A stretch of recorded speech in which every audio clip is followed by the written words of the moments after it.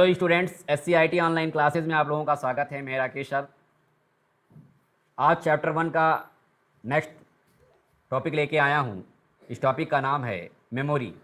इसमें इसके पहले वाले वीडियो में आप लोगों ने देखा होगा कि पूरी मेमोरी का स्ट्रक्चर ट्री वाइज हम लोगों ने समझ लिया था। ये स्ट्रक्चर आपको दिखाता हूँ।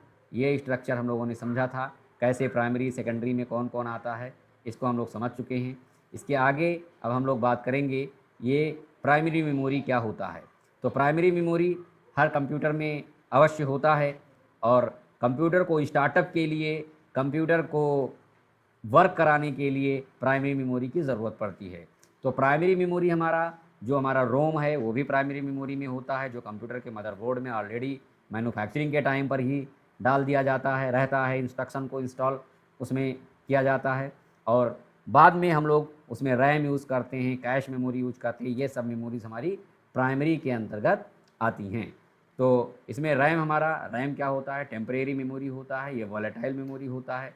वॉलेटाइल हम इसे क्यों कहते हैं? क्योंकि जब तक इसमें हम लोग सप्लाई दिए हैं, पावर लाइट दिए रहते हैं, तभी तक हमारा ये रैम मेमोरी एक्टिव रहता है। उसके बाद आपका ये रैम मेमोरी बिल्कुल ब्लैंक हो जाता है, खाली हो जाता है। इसीलिए इसका नाम वॉलेटाइल है। इसी को हम फ्लैश मेमोरी भी कहते हैं और ये डायरेक्टली कह सकते हैं सीपीयू से कनेक्ट होता है और सीपीयू को मदद करता है वर्क कराने में, कैलकुलेशन करने में। उसके बाद आगे बढ़ेंगे, देखेंगे ये रैम के टाइप हैं, यस रैम और डी रैम। यस रैम मेरा स्टैटिक रैम है, स्टैटिक रैंडम एक्सेस मेमोरी, और डी रैम मेरा डायनामिक रैंडम एक्सेस मेमोरी है। तो आपका यस रैम है, यस रैम जो होता है वो डी रैम से कहीं ना कहीं फास्टर होता है एंड मोर रिलायबल भी होता है।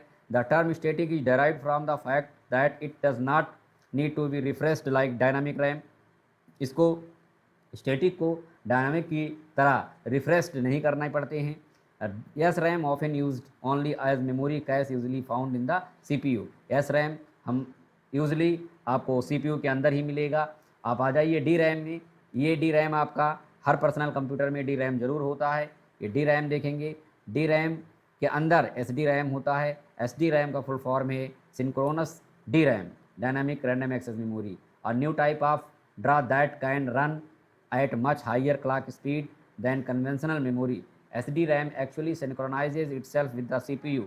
वास्तव में ये सी पी यू के साथ खुद ही ये जुड़ी होती है, उसी के साथ सिंक्रोनाइज होती है। उसके बाद ये जो टाइप्स ऑफ रैम इस समय चल रहे हैं वो सब DDR1, DDR2, DDR3, DDR4 capacity के हिसाब से, ये परफॉर्मेंस के हिसाब से इनका टाइप्स है। DDR का मतलब है double data rate, double data redundancy भी बोला जाता है। तो इस तरीके से आपने रैम देखा। आगे आपका कैश मेमोरी है। ये cache memory it is very small but very fast memory. It is placed between CPU and main memory which is currently used by processor. ये बहुत छोटा मेमोरी है बट बहुत फास्ट मेमोरी होता है, जो CPU और मेन मेमोरी के बीच में रखा होता है। यानी कैश मेमोरी हमारा CPU की स्पीड को इंक्रीज़ करने में मदद करता है। हमारा CPU डायरेक्टली मेन से जुड़ा होता है बट CPU को डेटा प्रोवाइड करने के लिए इसके बीच में एक कैश मेमोरी होता है, ये कैश पे भी काम करता है। आगे बात करेंगे लेवल ऑफ कैश है। देखिए L1, L2, L3 ये तीन आपको लेवल ऑफ कैश मिलेंगे। ये जो होता है आपका L1 cash, it is built in and integrated with the process core. It is found and kind of static RAM comes mostly up to 128 kilobytes which does the operation at same clock frequency. L1 हमारा जैसे जो cash होता है, जब भी हम लोग कोई डाटा यूज़ करते हैं, एक्सेस करते हैं, तो L1, L2, L3 में वो अरेंज हो जाता है। जो डेटा हम लोग बहुत बार हिट करते हैं, बहुत बार हम लोग सिस्टम पे अपने ओपन करते हैं, वो हमारा L3 में चला जाता है। उसके पहले वो L2 में रहता है और उसके पहले वो L1 में रहता है। तो ये कह सकते हैं कि प्रोसेसिंग की स्पीड को इंक्रीज़ करने के लिए ये L1, L2, L3 हैं। लेकिन सबसे बेस्ट परफॉर्मेंस इसका L3 का होता है, उससे कम L2 और उससे कम L1 का होता है। तो इस तरीके से आप देखें कि लेवल ऑफ कैश आपका कैसे काम करता है। उसके बाद अब दूसरा मेमोरी आ जाइए, ये रोम है। ये नॉन वोलेटाइल मेमोरी होता है तो ये प्राइमरी बट नॉन वोलेटाइल है, जबकि इसके पहले अभी आपने देखा कि रैम आपका वोलेटाइल मेमोरी है। नॉन वोलेटाइल का मतलब कि पावर चाहे जितनी बार आप हो, आपका डेटा कोई लॉस नहीं होगा।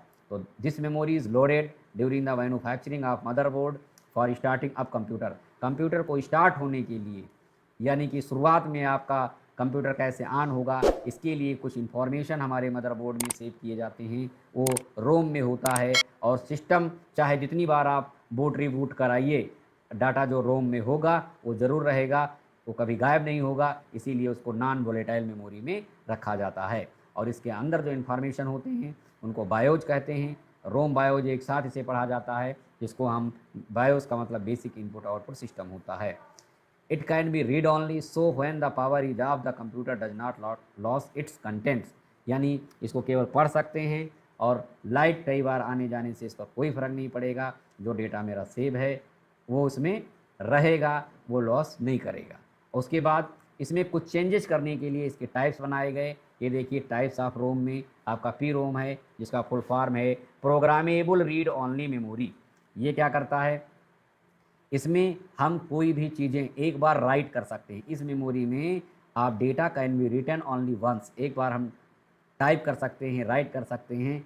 और इसका जो डिफरेंस है, अंतर है पी रोम से, यही है कि ये हमारी ब्लैंक मेमोरी होती है और इसमें हम एक बार लिख सकते हैं, जबकि रोम में आप चीज़ें उसी समय प्रोग्रामिंग कर दिया जाता है बाय द इंजीनियर मैन्युफैक्चरिंग के टाइम पर।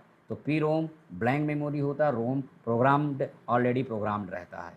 इस तरीके से ये काम करता है। ई पी रोम में आ जाइए, erasable programmable read only memory. ये क्या है, इसमें आप डेटा को आसानी से इरेज भी कर सकते हैं, मिटा भी सकते हैं और चेंज भी कर सकते हैं, यानी ऐड भी कर सकते हैं। लेकिन इसको एक बार आप इरेज कर सकते हैं और फिर से इसको रीप्रोग्राम्ड भी कर सकते हैं। ये होता है ई पी रोम। उसके बाद बात करेंगे E P ROM. E P ROM आपका electrically erasable programmable read only memory होता है। इसमें कोई भी डेटा आप जब चाहें इरेज कर दें, जब चाहें रीप्रोग्राम कर दें इलेक्ट्रिक चार्जेस के मेथड से। यानी ई पी रोम में आप रीड तो करेंगे ही, डेटा को ऐड भी कर सकते हैं, डेटा को डिलीट भी कर सकते हैं। इस तरीके से ये रोम का आपका टाइप हुआ।